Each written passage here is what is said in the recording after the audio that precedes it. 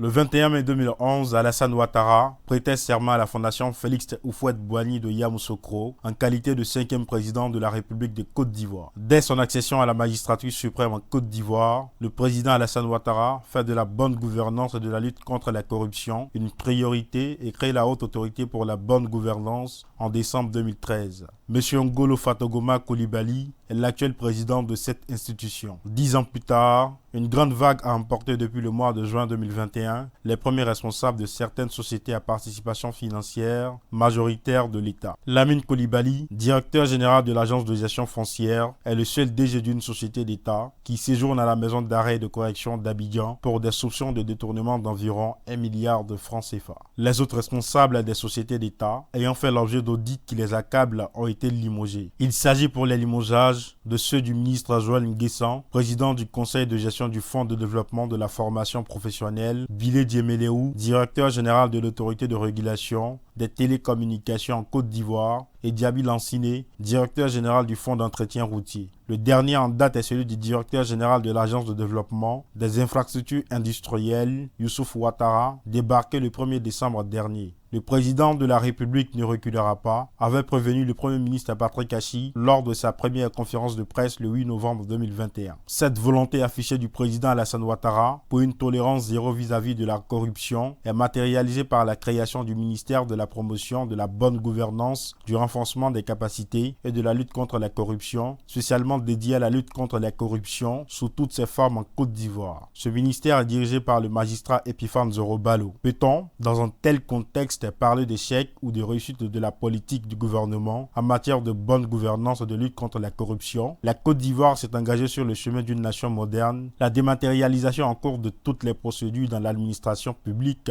sont des mécanismes qui lui permettront d'y parvenir.